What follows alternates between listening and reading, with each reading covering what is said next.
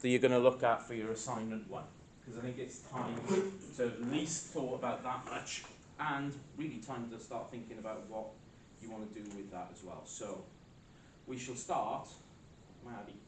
So you'll probably look at like Minecraft and kind of, I don't know, kind of compare like player 1, player 2 and how they play differently. Okay, how are you going to do that? I don't know if I could, but I kind of want to do like me on the game, like starting out like brother, and compare how he started out versus me, because it needs to just be me, just talk about it and do it. Okay, what I would prefer you do is forget about your brother. I'm sure your brother's lovely. Yeah, that's fine. But instead, use that player 1, player 2 idea and contextualize it with you, just you on your own. Just focus on you. Because the only reason I think it's not a great idea to bring other people into this is there's more applicable stuff from game studies that you can apply to yourself rather than applying to your brother as well. And I still think you can have that approach. I still think that is something that you can do with that player 1, player 2 idea. Because Minecraft is interesting in this one. It kind of straddles that debate. The way the game is set up and the objectives of the game kind of take the edge a little bit off the player 1, player 2 debate, because it's less of what we would call a traditional AAA game with its objectives. So I think Minecraft works, especially visually, Minecraft works so well. So, Aiden, yep. What are you going to look at? Halo 3. Halo 3. Why? It's my favourite video game. Okay. I'm What are going you to going to do do? a walkthrough of the arc, which is like the halfway into the game. It's got the best mission, it's got the most variation. Yeah. Shows off all the aspects of the game. Just remember the length of the video. Yeah. I'll cut it through like just the sections. You can do cuts, and remember, it doesn't have to be in 1 speed. Yeah. Once you've captured the video, you can put it in 1.5, 2 speed if you wish as Yeah. well. Or you can mix that up through. If you think there's parts of the mission which are less important than others, speed them along. Including my voice or? No, keep your voice separate to it. So if you're going to do that, record the audio track separately and layer it on top. Yeah. You know how to do it? Yeah. Perfect. Okay, Marcus, what are you going to do? Mass Effect Massive, which one? 1. Oh fuck, the classics. Yeah. What? Any reason in particular? Because I just want to cover like, basically this week's kind of ideas of like how games can, like, for example, Mass Effect. Maybe the first 15 minutes cover the subtext and objectives, how it shows you a political realm, but because obviously it's sci-fi. That would work really, really well. Because it's obviously a sci-fi game. You can see it from more of an outside view than the inside view because of it. And I, having played it, I mean, it's a long time since I played Mass Effect 1. Genuinely, it's got to be about 15 years since I played it. But from what I remember of it, and the way you've just framed that works incredibly well. And obviously, I want you to bring in more than just the ideological perspective. But there's an important point about everyone's projects here. Let's say, for example, that you focused on that ideological perspective of it. That the project itself asks you to unpack your play practices. So what I would want you to do in that is to perhaps comment upon how those ideological perspectives in Mass Effect 1 have affected you as a player, how they've influenced you as an individual, if at all. I mean, you can make the point that, even though I'm aware of these things, they don't. Well, and it'd be really interesting going into why they don't, because you're an educated individual who's got a good awareness of these kind of things, and therefore the effect of this is going to be less on you than on other people. But you can also focus the majority of this project on that, and if you had a lesser sort of focus on some other aspects, that's fine as far as I'm concerned, as long as your focus includes the requisite depth that I'd be looking for. Yeah, so that'd be absolutely fine. Connor? Probably Red Dead Redemption 2.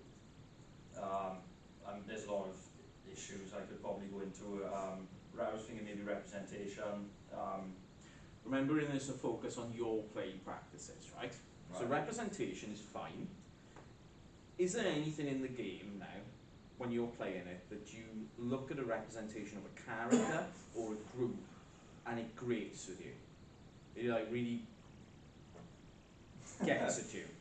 Well, the women in Symphony, I don't know if you played. I know exactly. The women's yeah. rights, it's like it does grapple you, and it's like I don't know. That's an issue I think I'd sort of look into maybe. It's interesting, yeah, because you can bring your own perspective as an individual on what that issue is, and I'm sure you're not a rampant misogynist, so that's okay. And then, but the game positions the player in a way in which it is entertaining to disrupt those protests. Yeah.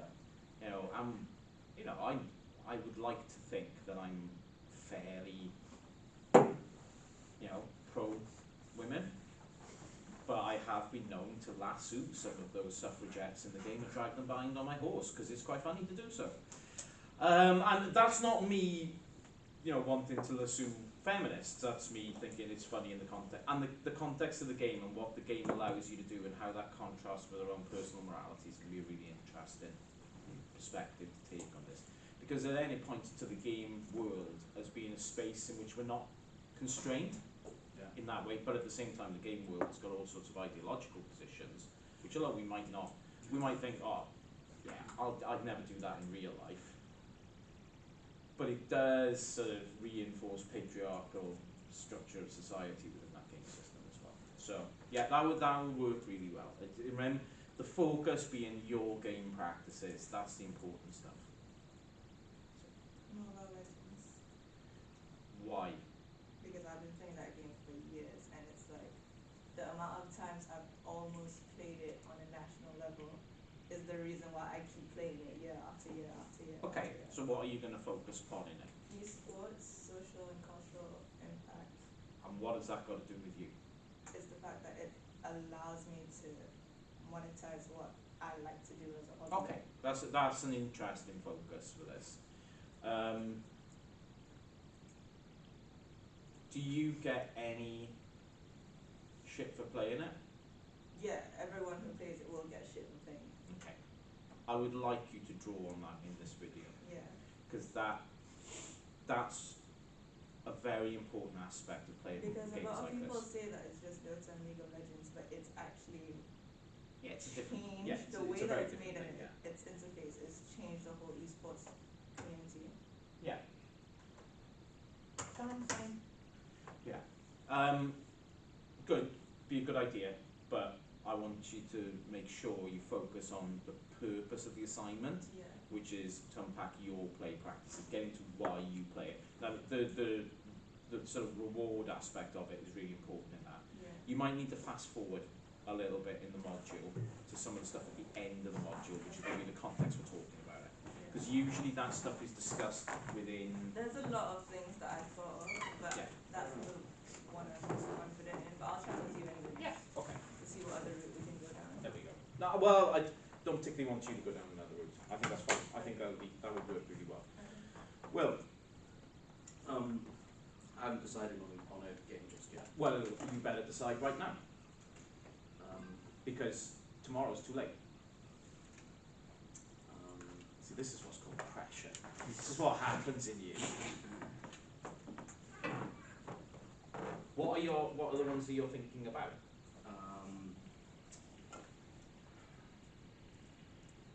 The one I was thinking about the most was Garry's Mod, but I would need to get some friends to play that with me. Why? Because it's a predominantly multiplayer game. Okay. Would that fit the parameters of the assignment that you've been set? If I'm examining my own play within that context, yes. Good. Okay. So that's fine. But you're putting up a barrier as well to being able to do this. Yeah. So be careful. Make it the road. Very important in year 3. Okay. Don't put up barriers to doing stuff. Okay. This is a big thing for those of you doing dissertations. I know you've got this assignment to do at the moment where you're going to outline what you want to do and why. Don't choose something which is really fucking hard to do. That's not a great idea. Choose something which is easy to do, because then it's not going to cause you stress. Very important. So, are there other options that you could explore? Yeah, there are other options. Okay. You need to have decided by the end of this week. No procrastination. I can do that. Make a decision.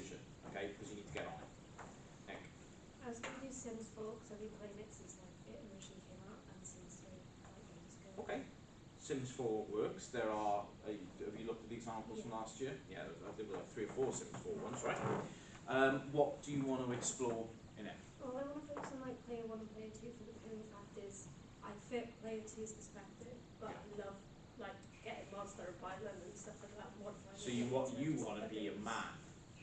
Yeah. Wow, that's patriarchy in action right there. Interesting. Good. Yeah, that'll work. That'll be fine. And it kind of thematically builds on things that some people talked about last year. It's like, you know, kind of getting. I remember Jordan's video last year. She was kind of alluding to the fact that she was a psycho, but she didn't want to go that far. But yeah, she is a psycho. So I was thinking about doing the new EAFC. I was going to do like the adaptations of how it started and how it makes me still want to play now with like Ultimate Team and stuff like that. make the important one there would be, why do you still bother? Yeah, Yeah. How many versions of that game have you owned? since FIFA 13 I've bought every single one. You bought every single one. You've bought the same game 10 times. Yeah, pretty much. How much does that game come in at per year? 60? 60 quid. So you've spent £600 on the same game, Yeah. year in, year out. Yeah. That's depressing. Yeah, but Think what you could do with £600. More. Also probably Ultimate Team. yeah, I buy packs as well. You've spent about £1,500 since the came out on the same game. Okay. I'd like you to get into that and tell me why you do that. Yeah. Because you probably haven't asked yourself that question. Yeah, there we go. Emma, I want to do the Sims 4. Look at it from. once again, I'm going to get lots of Sims 4 footage to watch. Why do you want to do that, Em? I want to focus on the capitalism of it, so how they focus more on making a profit over. And do you get caught up in that? Yeah, Okay, because that's the important bit. Yeah, it's how you get caught up in the endless meat grind of Sims 4 capitalism, which is, I mean, to dovetail with Adams, same company. You know, and they are the most evil company of them all. EA, they do this all the time. You know, their profit margin isn't built just on people paying £60 for the same game. I mean, Sims 4 is the same game as Sims. Sims 2, Sims 3 as well, it's exactly the same game, and Sims 5 is going to be exactly the same game. But it's also about how they monetize and why do we invest in that. That's a really important aspect of it. Jen, what are you going to talk about? I think I'm going to do Minecraft, and I want to talk about how it like encourages like conquest and stuff like that. Like it encourages. You're going to you. draw on There's no today split very stuff. heavily. Do you, as a person, believe in conquest and colonialism? Liar. Yeah, you totally do. Because you've played it and you've internalised the internal models which have been given to you, right? Yeah. That's why Jen, when she's walking around campus, she's thinking, yeah, I'm going to colonialise him, I'm going to colonialise her, and all that stuff. Yeah. And that's fine. That's good. Thomas. I was thinking about, I think it's probably like Call of Duty, something like that, one of the Okay. World War II ones, just Yep. how it places you in the world. And, See, that's a very interesting one. I'm going to draw on some stuff that I talked about today. That idea of placing you in a world and being thrown into a world. And what I want you to think about is how it creates a sort of gaming subject. How something like Call of Duty makes you do particular things in the game, which, I mean, I don't know a lot about you, Thomas, but I suspect you wouldn't do in everyday life if you were walking around Sketty or somewhere like that. You would not be sort of out with a submachine gun mowing down people, and that's a good thing. You know, we've all wanted to do it, but we can't do it. So that kind of aspect of it is really, really interesting in that context. Okay. I'm stuck between two, either Sims 4 or Minecraft. Sims 4 would be like the capitalism thing, but also how we try to control everything that's happening in it. Perfect. Now you can talk about that in Minecraft too. Yeah. Yeah. I just don't know what to do, so I'm stuck. Do you want me to make a call for you, which would be easier? Sims 4. Alright. Yeah, because only in the and I don't want to put you off, Mike. I don't want to say that it's a bad idea, but when you've mentioned that second topic, it's much easier to contextualise this Sims 4. Yeah. I think because although you have that control element in Minecraft, it's the micro control elements in Sim 4 which are really interesting, and which you can create something really interesting visually out of as well. I mean, you could do simply a thing where you start modifying a sim right in front of my eyes on the video to make it into something that you want it to be, you know? I was gonna do CS:GO and CS2 and gambling and the win to Do you gamble? on CS:GO. Yeah. I used to when I played it. Yeah. I Okay. spent quite a lot of money on the game, so I want to look at why I did that. I spent Yeah. so much. And you don't do it anymore? No, only on FIFA, which actually has no monetary value, so it's great. Oh, I'm so depressed. Yeah, yeah, that would work really, really well. Good. I want to do bully. See, there's always somebody who wants to do something from the canon of games from an old one, and I'm always excited when people do that. So we're talking about the seminal 2006 Yeah. Rockstar Games classic, Bully. Has anyone else played Bully? We've got a couple of nodding heads here. It's good, right? Yeah. I'm not surprised they've never remade it. Yeah. It's not going to fly today, unfortunately. What do you want to look at through it? I used to play it like ages ago, so Okay. I sort of wanted to like compare how I remember it being a great game. Like, You want to see if it's still a great yeah. game. So that's interesting. That's a sort of chronology of how you've developed as a gamer, right? Yeah. How your tastes have changed. That's an interesting approach to this, you know, why do I game aspect. Something you could do if you played a game over a long period of time, you can look at how your attitudes towards it have changed over that period as well. So yeah, that's good. It's still a good game in terms of how it presents. I nearly started playing it in the summer. Yeah. I found the copy for like £3. I haven't got it at home. I didn't put it in, but I didn't actually ever finish it either, which is kind of weird. Okay, good. These all work as ideas. My recommendation is start plotting out what you want to do in that assignment this week, as in kind of making yourself a basic storyboard of how you want those 15 minutes to go. That'll give you an idea, because you've got familiarity with the games. It's a little bit more difficult if it's an old game like that. You might need to play a little bit, Yeah. think about how you want to do it, especially if you've played in a long time. But start thinking about almost like, what kind of content do I want from the game here to make this point? Structure around that. Now, typically in those 15-minute videos, I'd expect you to draw on 3 different aspects of the course.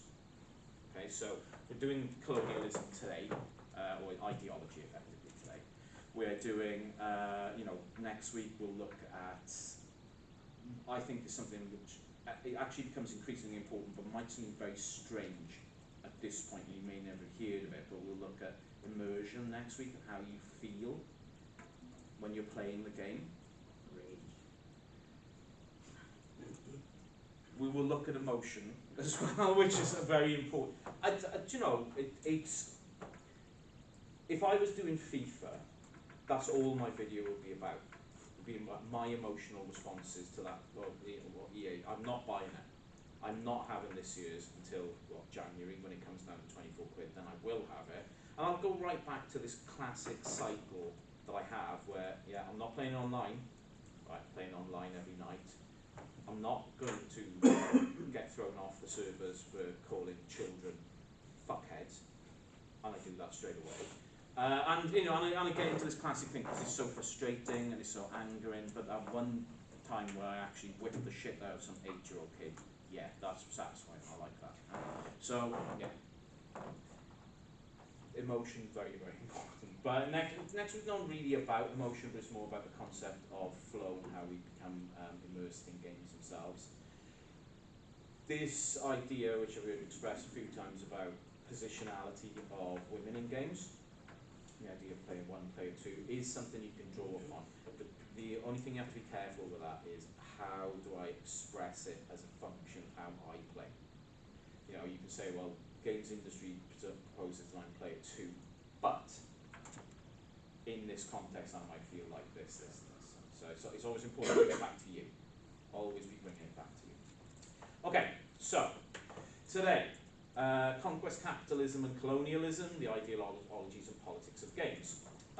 Just as a start point, I did ask in the email last week, can you think of 3 games which you think are particularly ideological? Just shove them down. we can have a small discussion here about what games are ideological and what aren't. Spoiler alert, there aren't any that aren't.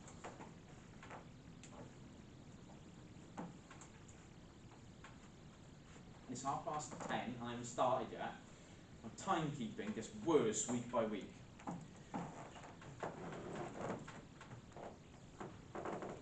Why is Stardew Valley? Have you heard of it, but why is it? It's like a farming sim, but like there's an alien in it. Like I think it's ideological because everyone I know who plays Stardew is like, oh, what a cute little game, and then like day 2 they're like severe like fat The game mechanics make you do this, okay? Okay. Yeah, you tend to optimise the fun at Stardew Valley. Why over does time it by trying blank to out the names here, but then I can just see it? Bioshock, Metal. Why is, I'm going to ignore Bioshock for a minute, because that foregrounds something that I talk about later. Why is Call of Duty ideological? because it explicitly presents like an American imperialist perspective. It's And what's wrong with that? well, Leading question of the day, what's wrong with being an American imperialist? You know, it doesn't seem to, you might want to cast your eye to what's going on in the Middle East at the moment, perhaps. But what is, you know, why should we care? What's interesting about Call of Duty and games like that is, has anyone seen Ender's Game? Mm-hmm. Yeah, or read the book? The principle of Ender's Game is, you know, there's a alien invasion, right? And in order to defeat alien invasion, you recruit games players who've been trained for many, many years in repelling alien invasions because they've been playing games, which means they've internalized the principles by which you would defeat an alien invasion. A game like Call of Duty, what does it do? Puts you, like Thomas was actually saying, it puts you in a position, right, where you have to execute a particular set of goals to further an aim. That's pretty much what every video game does. But when you strip out, so that's the high level, conceptual level of it. When you actually put that in the context of what it's asking you to do, it puts you in the position of a heavily armed soldier who has to literally execute, in some terms as well, particular characters in order to achieve a particular foreign policy goal, which corresponds to the foreign policy goals very often of the United States government. What is the end result of that? Well, if you're a young, impressionable player, it is that, you know, achieving these goals is fun. Yeah. Why shouldn't we be parachuted into some nondescript Middle Eastern country and go and kill a whole bunch of brown people? That's fun. And you get rewards for it, and you get a trophy at the end, and you get XP. Yeah. Rock and roll. Problematic. What else we got here? Monopoly Go. Why is that ideological?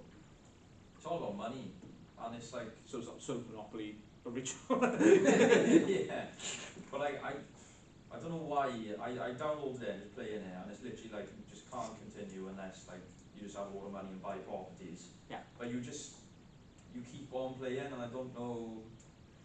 It's Don't know why insidious that, yeah. It's crap. It's it is crap, yeah. I've also played it, but it's crap. I think some interesting ones here. Mortal Kombat. Why is that an ideological game? The more gruesome and the more foul you play the game, the Yeah. more damage you do and the better player you Is are. that an ideological thing? It encourages you to be more fucking gruesome with the way you play the game. So which ideology in particular is that promoting? Aggression. That's an emotion. Oh yeah, true. Is aggression an emotion? Well, it's aggression is something you feel, right? Is it more physical than emotional? Emotions are physical. I don't know anyone who can have an emotion without a body.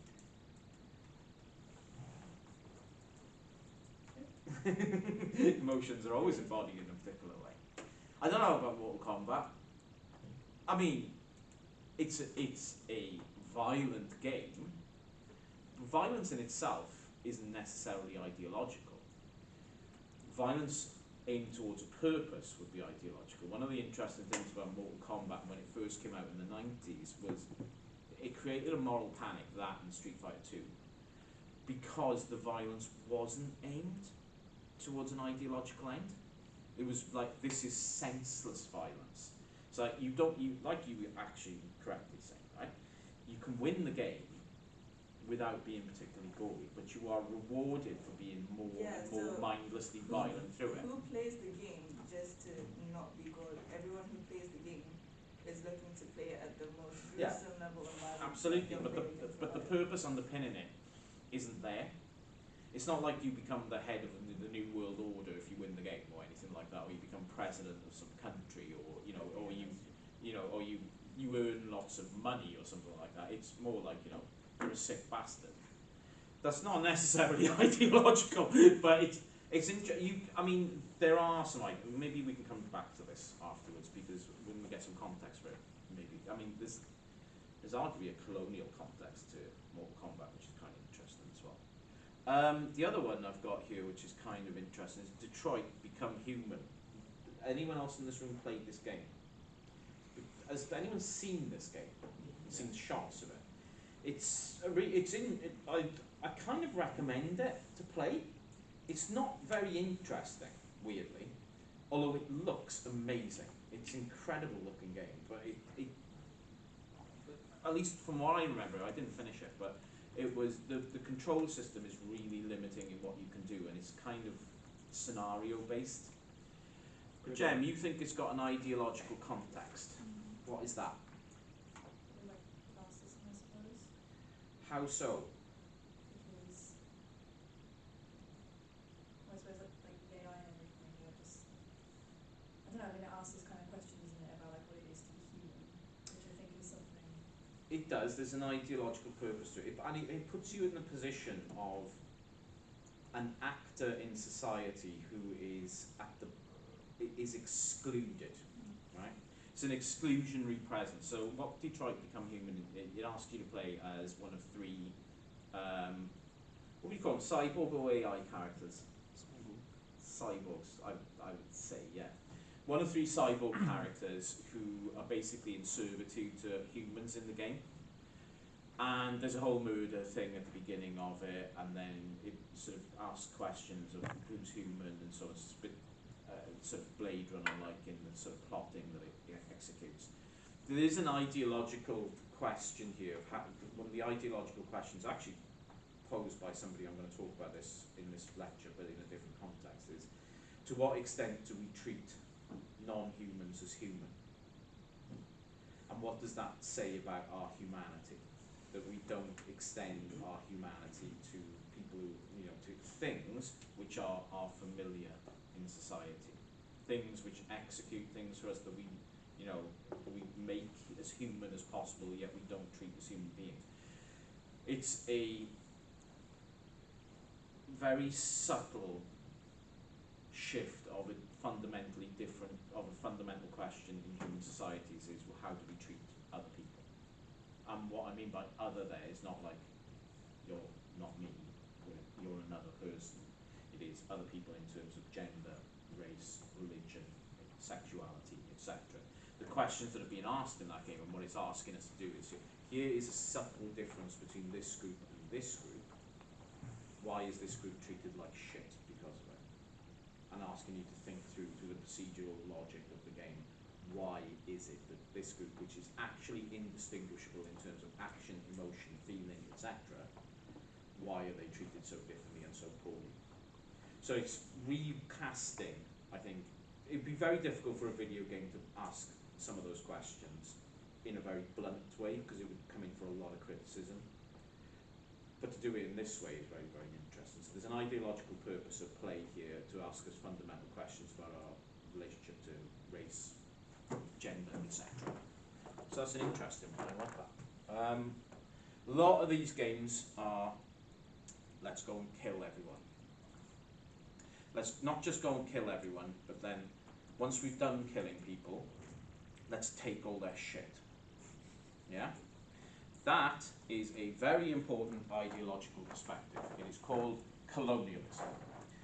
We call it colonialism because in colonial history, what countries like Britain used to do is go to other places, kill everyone, and take all their shit. That's a colonial perspective. That is a colonial set of actions. I don't want to say just Britain. There have been many colonial nations in the past. Britain was quite successful at it for a while, but doesn't seem like everything else doesn't seem to be successful at it now. You have a burning question, sir. Does colonialism definition need the idea of like occupation as well as killing and taking? When you look up definitions, it always specifies. It's a very good question. It's a really good question, and the answer to it is no, with a but. Most colonialist regimes in history had some kind of occupation. However, occupation isn't essential for colonialism, because the aim of colonialism is not to necessarily to occupy, but to change that place into what the colonial power is. So if you establish, so for example, if you take the example of Britain in India, there was, for many, many years, a limited form of occupation of India by the British Empire, with a re-engineering of the bureaucracies and politics and social strata of India as a country to more reflect Britain as a country. So if you re-engineer society into the model that you're taking there, you have less need to be an occupying force. So that I think that's the key sort of aspect of colonialism. It's not just about staying there and making sure people are in line. It's about re-engineering societies to be more like the one that is the occupying force. But you are right that usually it goes hand in hand with some kind of permanent state as well. If you look at a more recent, well, I suppose a more recent example of colonialism, where that idea that I've just expressed was very successful, it would be the Soviet transformation of Eastern Europe after the Second World War, where you had a number of countries like Poland, Czechoslovakia, Romania, Hungary, who were re-engineered into communist states to be sympathetic to the Soviet Union. It meant they didn't have to occupy them. Instead, they could just make the societies as they were and sympathetic to the Soviet society. Therefore, your work is done effectively. What's interesting about that is, although Soviet occupation was limited in those, they did still have a military occupation of those countries. So would you say control is more of a better word than occupy? A certain level of Yeah, a level of control and a level of, if you like, transforming the social and political and cultural context of a country into that of the colonial master. as well as the extraction of resources as well. Which is hugely important, yeah. Because the aim of colonialism really is to make money. Colonialism and capitalism go hand in hand like this. So you might think, okay, well, that's really interesting, Leighton. Fantastic, thanks for that. Why have you even started with this position? Because the primary ideology that we see in video games, and in particular when we're talking about AAA video games, big releases expected to accumulate huge amounts of money for video game companies, 24 out of 25 video games lose money. That's a very important stat here. One video game a year out of those 25 is going to make enough money in order to fund all those 24 that don't. The game that makes money is more often than not imbibed with a ideology which is colonialist in perspective. But if you want to see why it's important, that is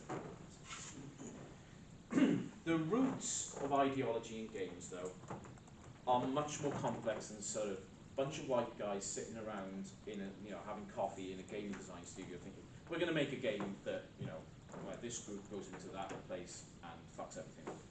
That's not quite how it works. I don't think it's a huge amount more complex than that, but it isn't quite how it works.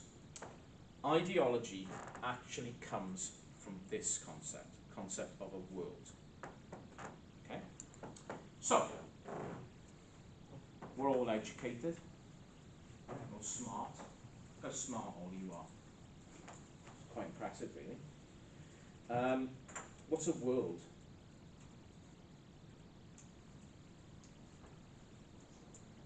Something where things live. Something where things live. Do things live in video games? I mean, I don't know, I guess. Not really. Not really. Not really. The Eh? Constructed environments. A constructed environment. Oh, now we're getting somewhere. Do all worlds have to be constructed? No. You're wrong. Yes. Yes, they do. Worlds are constructed environments, and all worlds are constructed I mean, environments. they have no constraints. Some of them can be infinite. Ooh. That's very interesting. Some worlds can be infinite. No, they can't. I know exactly what you mean, but what you're talking about is space. That's basically. Space is something physical. Yeah? A world is not something physical.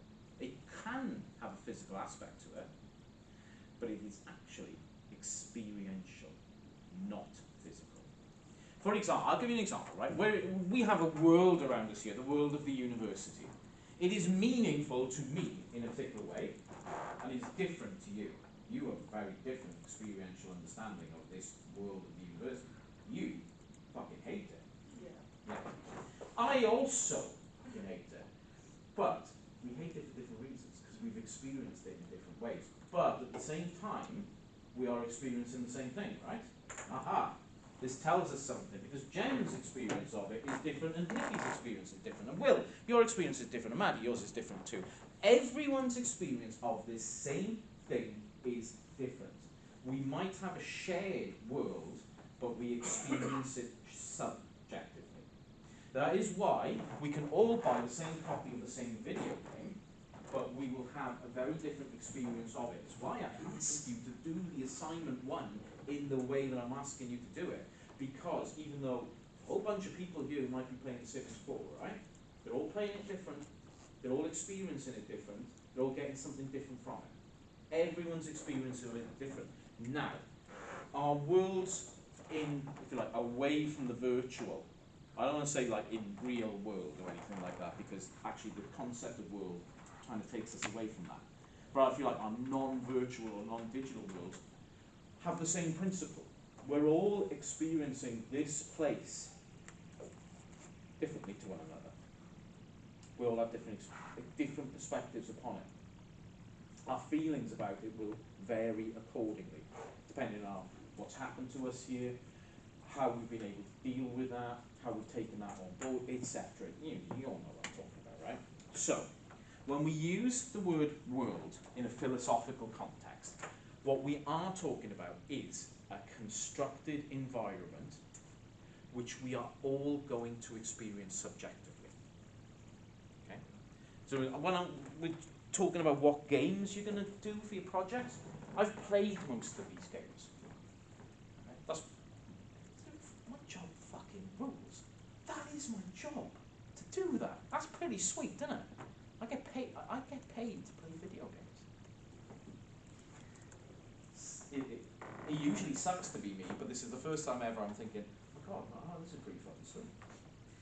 However, I am of no help to you with regards to that project, above and beyond the construction of how it be done, because I'm not you. I don't know what your story for that game is. I don't know how you've played it. To this date, yet, nobody's actually played a game they hate. I'd really love somebody to do that at some point, to tell me why they hate playing a game. Because that's almost a more powerful exploration of the concept of world, that subjectively, I hate being in this space. But nobody ever wants to do that, right? Because we only actually are attracted to the worlds in which we enjoy. That's why people drop out of uni, people. They hate it here. And who can blame them? This place sucks. There's one working plug in this fucking building, right? This place blows big time. I'm gonna have to cut that shit, don't I? But never mind. Okay. Are we on board for what I mean by world? Good. Excellent. Now, you might think, oh, well, secondary question, how do you know about this shit, Leighton? You're always coming in here pontificating about fucking nonsense. And, like, what, are you some kind of expert in this? Yes. My doctorate was about this. So I do know about the concept of worlds. Now, when we're talking about digital game worlds or video game worlds, we have some very important principles. Firstly, all digital games are spatial in nature. Okay? They create a space in which we play in.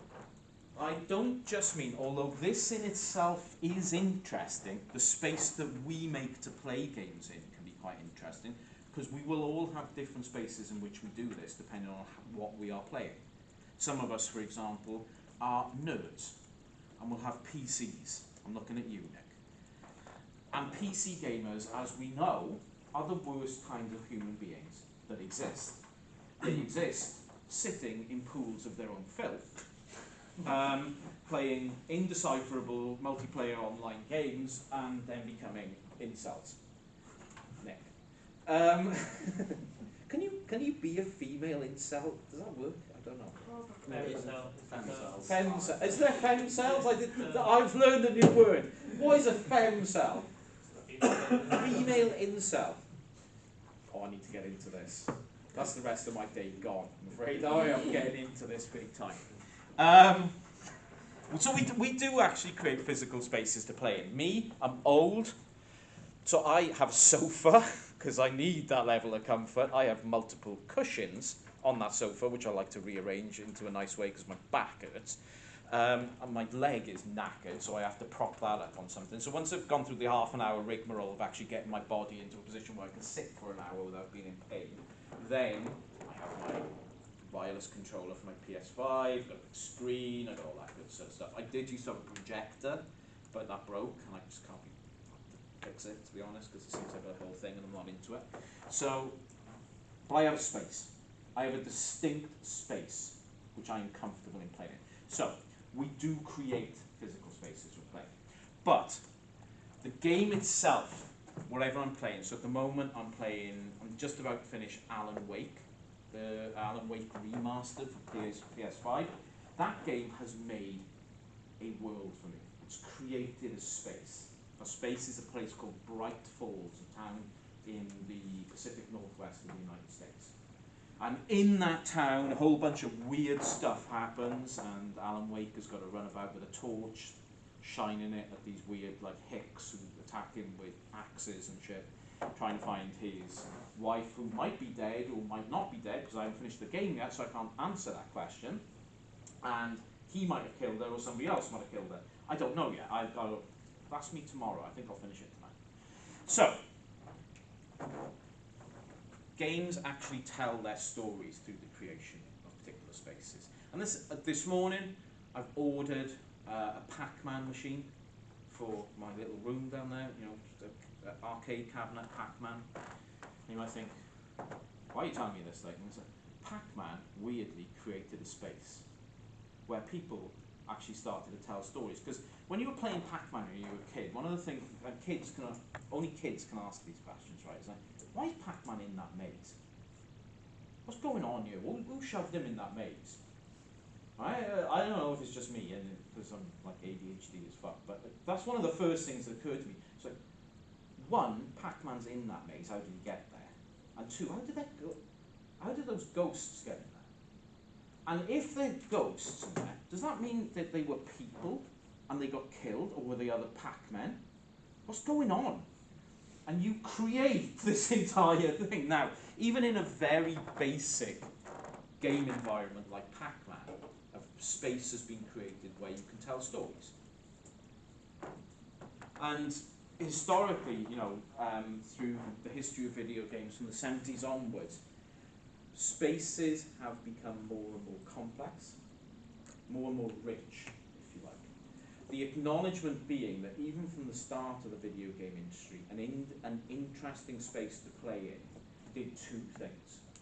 It allowed gamers to tell a story which gave a narrative content to the game, which is actually something which people enjoy having. And two, it allows you to build a narrative yourself as a game designer. And those narratives, all narratives, are always have an ideological content of some kind. There is no narrative that we have as human beings, no story that we tell that does not have some kind of ideology imbued into it. So the minute you start making spaces for action, you are starting to tell a story. All stories have an ideological content of some kind. And I think, okay, let's flip that back to what I was just talking about. How's Pac-Man got an ideology? Well, let's think about it. You eat all the shit around until you eat something really good, And then you don't just eat that, you eat other people until you get a high score. Well, that, my friends, is capitalism all over. You eat everything around you until you get the most score, and then you're the winner. High score equals rich, right? And what you do with a high score, you do two things. One, you put your little initials in. You've got 3 initials, so you put ASS always. Can't put any other name than that. And 2, you go around bragging to people. So, that's my high score, bitch. I'm the high score. Perfect. In the context of what we were talking about last week, there is a concept here that video games act to expand what we call the magic circle. My work I've done with Mike Saker, we actually argue that video games get rid of the magic circle altogether by doing this. They stop privileging the idea that there's a space to play in, and instead bring all the context of being a human being into the game space by developing ideological content. We did it through the idea of Pokemon Go, which actually literally gets rid of magic circles by making you move around and actually walking and experiencing the world around you. But also there's an ideological content here, which means there is no privileged space away from the world. Actually, everything that goes in the world flows in, and what comes from the video game flows back out into the world itself as well. Because when we're talking about ideologies, that means that these things have actual consequences in the real world. Okay. When we're talking about worlds then, all digital or virtual worlds always have these 3 criteria. They're interactive, they have a physicality to them, and they have persistence. Interactivity means we do something and the world changes in some way. So we can cause something to happen in a digital world. Physicality refers to a couple of different instances here. But the 2 best ways of understanding this, and they always go together, we physically have to do something in order to be a part of that world. So think of using a controller or some other input device that allows you to make a change. But also, the world itself has a physical character of some kind. It has corners, it has space. It has something discernible about it, and you can discern that there is a spatial element to this world. And it is persistent. It means when you switch it off and put it back on again, it's the same world. It doesn't change into something else. It's persistent over time. So a lot of these games that you've all identified this morning as things you want to explore in your videos, they're persistent. Like Halo 3, you stop, you come back to it, it's still Halo 3, it's still exactly the same world. Minecraft is interesting, of course, because you're actually literally in the process of building the world yourself. But your world then becomes a persistent world which you can tinker with and spend time in, unless you decide to delete the off the server or something like that. Which is kind of the ultimate God complex, right? Just get rid of your world, swipe it away. So, any virtual world is a persistent virtual environment in which people experience others as being there with them. Another important point to add. So this is from Schroeder. We can add on those 3 points by Casanova and say, right, we perceive others as being there with us.